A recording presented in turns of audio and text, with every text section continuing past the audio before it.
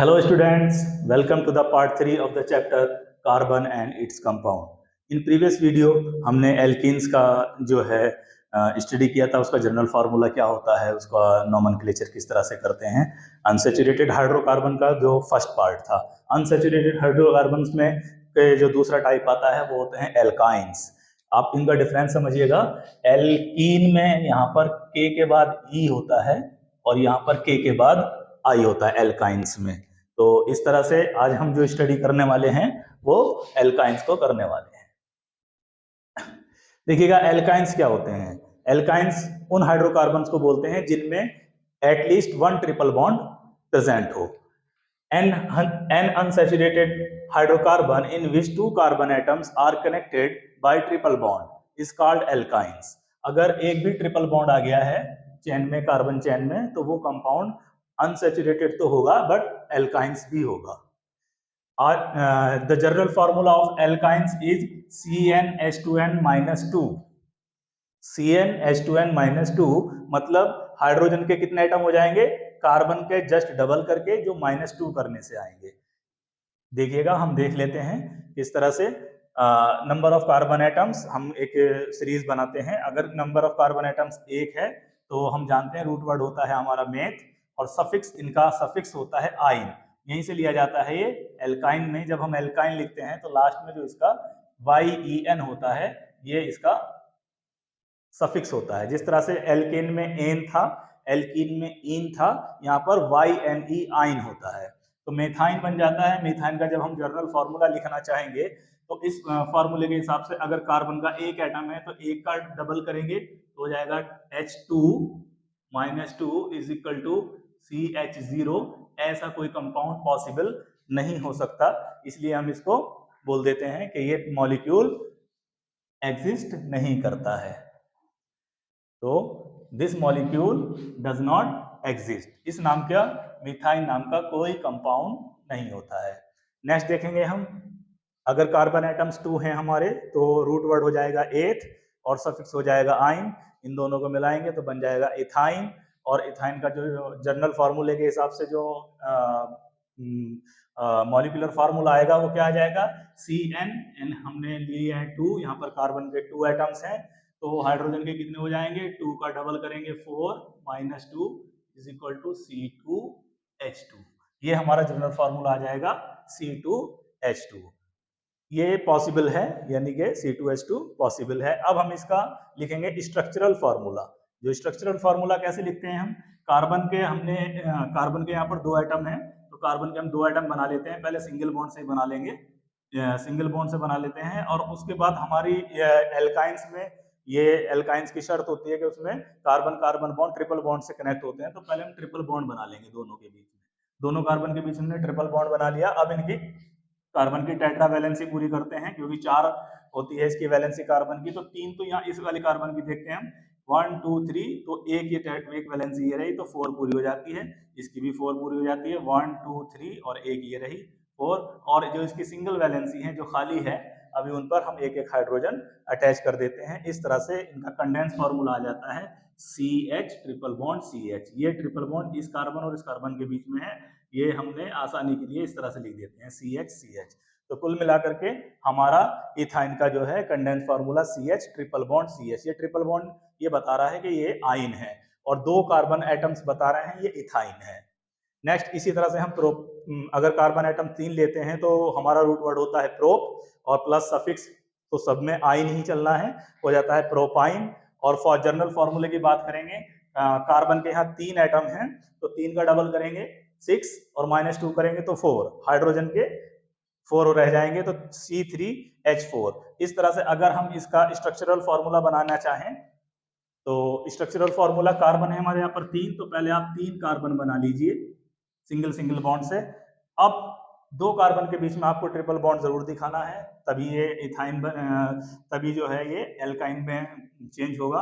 अब आपकी मर्जी है, ये कार्बन 1 है, ये सेकंड है, ये थर्ड है, कहीं भी या तो आप इसको ट्रिपल कर लीजिए या इसको कर लीजिए। सपोज हम इसको ट्रिपल कर लेते हैं, ट्रिपल बॉन्ड में बदल दिया हमने। अब वैलेंसी सबकी टेट्रा वैलेंसी पूरी कर लेते हैं। इस कार्बन को देखेंगे 1 2 3, एक बच रही हमने यहाँ पर कर दी। इस कार्बन को देखेंगे 1 2 3 और एक ये रहा 4, इसकी तो ऑलरेडी 4 टेट्रावैलेंसी कंप्लीट है। इसको देखेंगे, इसकी 1 और इसलिए 2 3 4, ये इस तरह से सब चारों कार्बन की टेट्रावैलेंसी हमने कर ली है। अब हम जहां जहां वैलेंसी खाली है वहां वहां पर हम हाइड्रोजन अटैच कर देते हैं। इस तरह से अगर हम इसका कंडेंस फार्मूला लिखना चाहें तो ये दोनों मिलकर के ये दोनों कहलाते हैं CH, ट्रिपल बॉन्ड आ गया है, फिर ये C, फिर C के बाद सिंगल बॉन्ड है C, और ये एक साथ लिख देते हैं हम CH3, और इसका नाम हो जाता है प्रोपाइन। देखिएगा एल्काइन इस वजह से इसमें ट्रिपल बॉन्ड है इसलिए ये एल्काइन है, 1 2 3 कार्बन है इसलिए प्रोपाइन है, एल्काइन प्रोपाइन। यस, इसी तरह से हम ब्यूटाइन का कर लेते हैं। ब्यूटाइन में कार्बन के नंबर्स होते हैं 4, तो 4 का डबल करेंगे 8, -2 करेंगे 6, हाइड्रोजन के 6 बचेंगे। इसी तरह से हम जब इसका स्ट्रक्चरल फार्मूला लिखने की बारी आएगी तो हम क्या करेंगे, जल्दी से 4 कार्बन बना लेते हैं, 1 2 3 4। ये हमने 4 कार्बन बना लिए, इट मीन्स ये ब्यूट हो चुका है। ब्यूट समझ जाना है कि but means 4 carbon atoms, number of carbon atoms 4। अब हमें इसको आयन में भी बदलना है, क्योंकि आयन बता रहा है कि एक ट्रिपल बॉन्ड जरूर आना चाहिए। एक ट्रिपल बॉन्ड आप कहीं पर भी दे सकते हैं, जिस सिंगल बॉन्ड को चाहे ट्रिपल बॉन्ड बना सकते हैं, हम इसी को बना देते हैं, ये ट्रिपल बॉन्ड है। अब ये आयन भी, ब्यूट भी हो गया और आयन भी हो गया, यानी कि ब्यूटाइन बन गई है। बस टेट्रावैलेंसी पूरी करनी है हमें, 1 2 3 4, 1 2 3 4 इसकी पूरी हो चुकी, 1 2 3 4 इसकी भी पूरी हो चुकी, इसकी 1 2 3 4, अब इसकी भी पूरी टेट्रावैलेंसी हमारी हो चुकी है। हाइड्रोजन एटम्स दे देंगे,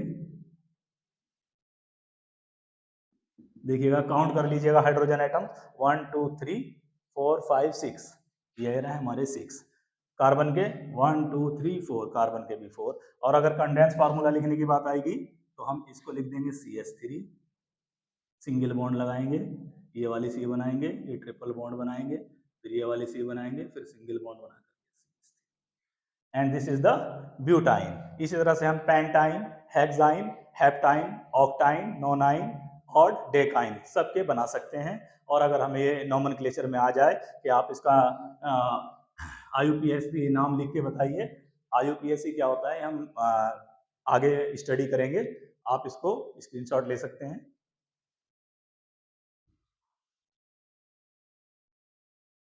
नाउ हमारा टॉपिक है न्यू, होमोलोगस सीरीज। ये होमोलोगस सीरीज क्या होती है, देखिएगा नाम से ही पता चल रहा है, ऐसी सीरीज जो सेम हो, होमो मीन्स सेम, होमोलोगस। हम जो हाइड्रोकार्बन्स को देखते हैं तो उसमें जो मेंबर्स होते हैं उनमें कुछ सिमिलरिटी मिलती है, उनके केमिकल फॉर्मूले में सिमिलरिटी होती है, थोड़ा डिफर, वो एक जो है कांस्टेंट डिफरेंस होता है उनमें, इसलिए उन सारे मेंबर्स को जिनमें कांस्टेंट डिफरेंस होता है उनको हम एक सीरीज में लिख लेते हैं और उसको बोलते हैं कि ये जो है होमोलोगस सीरीज है कंपाउंड्स की। A series of compounds in which adjacent member means बिल्कुल पास पास वाले members differ by a CH2 unit, उनमें डिफर होता है, डिफरेंस होता है CH2 का, ऐसा देखा गया है। और फिर उस होमोलोगस सीरीज के कैरेक्टरिस्टिक्स को जब स्टडी किया गया तो वो भी लगभग सेम मिलते हैं, तो इसलिए ये एक न्यू टर्म आ जाता है होमोलोगस सीरीज का। देखिएगा एग्जांपल हम देखेंगे, a homologous series of alkanes. Alkanes की होमोलोगस सीरीज को देखते हैं। देखिएगा हम अच्छी तरह जानते हैं एल्केन्स का जो फर्स्ट मेंबर होता है वो होता है मेथेन, एथेन, उसके बाद आता है दूसरे नंबर पर एडजेसेंट मेंबर होता है एथेन, एथेन का एडजेसेंट होता है प्रोपेन, प्रोपेन का एडजेसेंट होता है ब्यूटेन, ब्यूटेन का एडजेसेंट होता है पेंटेन, इसी तरह से फिर आ जाता है नंबर हेक्सेन का, फिर हेप्टेन का, इस तरह से सीरीज चलती रहती है। जब हमने इनके केमिकल फॉर्मूले, मॉलिक्यूलर फॉर्मूले देखे तो मेथेन का होता है CH4 और एथेन का होता है C2H6, प्रोपेन का होता है C3H8, ब्यूटेन का होता है C4H10, पेंटेन का होता है C5H12। अगर हम इनको कंडेंस फॉर्म में लिखना चाहें तो CH4 को हम ऐसे भी लिख सकते हैं CH3 सिंगल बॉन्ड H, ये एक्चुअली CH4 ही है। नेक्स्ट जो मेंबर आता है CH3 लिख सकते हैं उसको।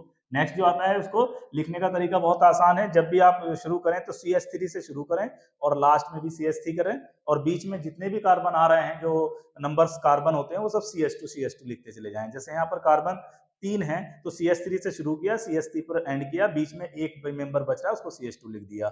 ऐसे ही अगर हमें ब्यूटेन का लिखना है, इस तरह से कैंडेंस फॉर्म लिखनी है, स्ट्रक्चरल फॉर्मूला लिखना है, तो देखिएगा कार्बन है यहाँ पर 4, तो आप CH3 से शुरू कीजिए, CH3, फिर आपको पता है कि अभी हमारे पास 3 अवेलेबल हैं तो CH2 और लास्ट वाले को CH3 लिख दीजिए, ये कंप्लीट हो जाता है।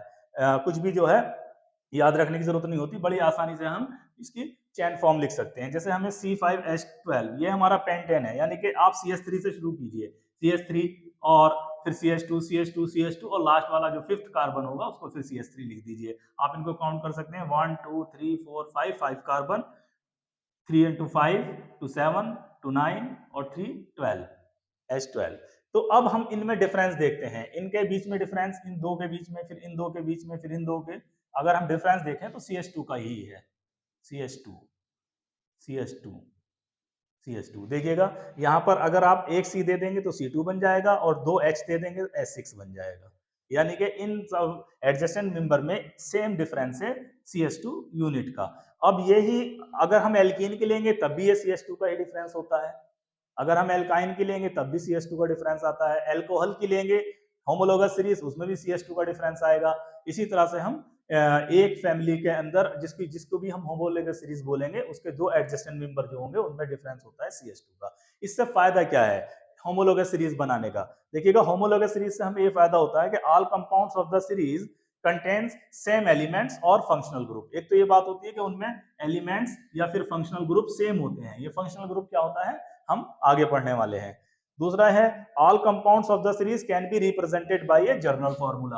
आप किसी भी होमोलोगस सीरीज को एक ही जर्नल फार्मूले से रिप्रेजेंट कर सकते हो, हम करते भी थे जब हमने एल्केन्स को पढ़ा था तो हमने लिखा था जर्नल फार्मूला। ऐसे ही आप किसी भी होमोलोगस सीरीज को एक जर्नल फार्मूले में बदल सकते हैं। जैसे हम एल्केन्स के लिए जर्नल फार्मूला लाते हैं CnH2n+2, ये होमोलोगस सीरीज है इस वजह से जर्नल फार्मूला दिया जा सका। नेक्स्ट है all compounds of the series have similar chemical properties. ये बहुत ही काम वाली बात है कि केमिकल प्रॉपर्टीज पूरी सीरीज के मेंबर्स की सेम होती है। अगर हमने मेथेन को स्टडी कर लिया तो लगभग समझ लीजिए एथेन की भी केमिकल प्रॉपर्टीज या ब्यूटेन की, इनकी भी लगभग सेम होती है। तो ये कैरेक्टरिस्टिक्स हैं होमोलोगस सीरीज की। एग्जाम के पॉइंट ऑफ व्यू से काफी अच्छा है ये topic. What is homologous series, give the example, आप इसको नोट कर सकते हैं।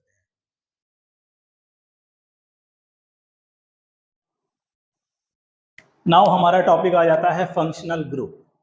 ये फंक्शनल ग्रुप क्या होता है? इसके नाम से ही पता चल रहा है कि जो फंक्शन डिसाइड करेगा। अब केमिस्ट्री के अंदर फंक्शन क्या होते हैं? Chemical properties. एन एटम और ग्रुप ऑफ एटम्स, या तो सिंगल एटम या फिर groups of atoms in A molecule that determines the chemical properties of the compound. ऐसा एटम या ग्रुप ऑफ एटम्स जो किसी मॉलिक्यूल में प्रेजेंट होने पर उस मॉलिक्यूल की केमिकल प्रॉपर्टीज को डिटरमाइंस करें कि इसकी कंपाउंड की जो है आने वाली जो प्रॉपर्टीज हैं वो कैसी होंगी, तो उसी को हम बोल देते हैं फंक्शनल ग्रुप। फॉर एग्जांपल अब हम देखते हैं ये एटम है, फ्लोरीन का एटम, क्लोरीन का, ब्रोमीन का एटम। ये जो हमने इसके साइड में वैलेंसी लगाई है इसका मतलब ये है कि ये सिंगल बॉन्ड से जुड़ने वाला है, ये सिंगल बॉन्ड से जुड़ने वाला है, इधर से ये सिंगल बॉन्ड से जुड़ने वाला है।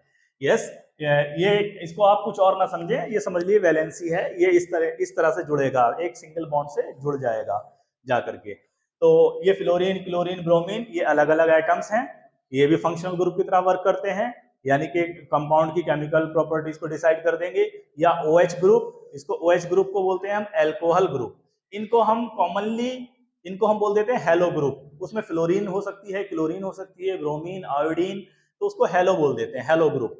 हेलोजेंस होते हैं एक्चुअली, ये हेलोजन फैमिली के मेंबर हैं, इसको हेलोजन फैमिली से ही हेलो नाम लिया गया है। OH alcohol group, CHO aldehyde group, CO ketone group, COOH carboxylic acid group, ene यानी कि डबल बॉन्ड, एल्कीन में आपने याद होगा आइन यानी कि ट्रिपल बॉन्ड। ये भी फंक्शनल ग्रुप है, ये भी डिसाइड करते हैं मॉलिक्यूल की या कंपाउंड की केमिकल प्रॉपर्टीज को। तो हमने यहाँ पर वो फंक्शनल ग्रुप ले लिए हैं जो हमारी NCERT में सिलेबस में मौजूद है।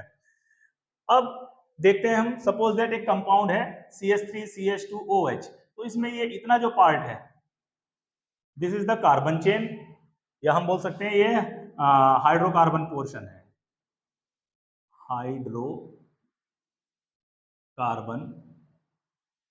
ये हाइड्रोकार्बन का पार्ट है। और ये जो है OH, देखिएगा आप, ये रहा OH, और देखो मैंने यहाँ सिंगल बॉन्ड बनाया था, ये सिंगल बॉन्ड से अटैच हो रहा है इस चेन से, ये हाइड्रोकार्बन चेन है, तो इसको बोलेंगे हम functional group. Yes, functional group. तो ये हमारा फंक्शनल ग्रुप समझ में आ गया होगा आपकी कि फंक्शनल ग्रुप क्या होता है, जब किसी चेन कार्बन चेन में आने के बाद वो उसकी प्रॉपर्टीज को अपने मुताबिक जो है डिसाइड करता है, उसको हम फंक्शनल ग्रुप बोलते हैं। तो फिर ये वाला पार्ट अब क्या कहलाता है, ये पार्ट हाइड्रोकार्बन चेन का ये पार्ट, इसको हम एल्काइल ग्रुप बोल देते हैं। ये इससे डिफर होता है, ये केमिकल प्रॉपर्टीज को डिटरमाइन नहीं करता, बट इसको हम एल्काइल ग्रुप बोलते हैं। और ये एल्काइल ग्रुप बनता कैसे है, it is formed by the removing A hydrogen from the molecule of alkene. किसी भी एल्केन से, मीथेन से, एथेन से, प्रोपेन से, ब्यूटेन से, किसी भी एल्केन से आप एक हाइड्रोजन एटम को निकाल दीजिए, तो जो एंटिटी बचेगी उसको हम एल्काइल ग्रुप बोलते हैं। जैसे ये यहाँ पर भी एक दो कार्बन से कौन सी एल्केन होती है, 2 कार्बन से एथेन। अब एथेन से तुम एथेन का फॉर्मूला होता है C2H6, इससे जब आप एक हाइड्रोजन निकाल देंगे तो बनेगा C2H5, ये C2H5 ही तो है ये, तो इसी को हम it is represented by R, इसको हम R से रिप्रेजेंट करते हैं। वही सिंगल बॉन्ड इसका खाली है, यानी कि जुड़ सकता है सिंगल बॉन्ड से। फॉर एग्जांपल देखेंगे CH4, ये मेथेन है हमारा, इससे हमने एक हाइड्रोजन का आइटम निकाला है तो बनता है CH3, और ये एक कार्बन की वैलेंसी खाली हो जाती है इस हाइड्रोजन के रिमूव होने से। तो अब हम इसका नाम होता है मिथाइल, कॉमन नेम एल्काइल। अब इसका एक कार्बन है तो मिथाइल। ऐसे ही C2H6, ये है हमारा एथेन, एक हाइड्रोजन निकाल दिया तो बचता है C2H5, इसका नाम होता है इथाइल। इथाइल, इसका नाम हो जाता है प्रोपाइल। तो इसको भी आप समझें, डिफरेंस समझें एल्काइल ग्रुप में कि एल्काइल ग्रुप क्या होता है। ये एथेन से, ये एल्केन से बनते हैं, एल्केन से एक हाइड्रोजन निकाल देने से जो बाकी का बचता है उसको हम एल्काइल ग्रुप बोल देते हैं।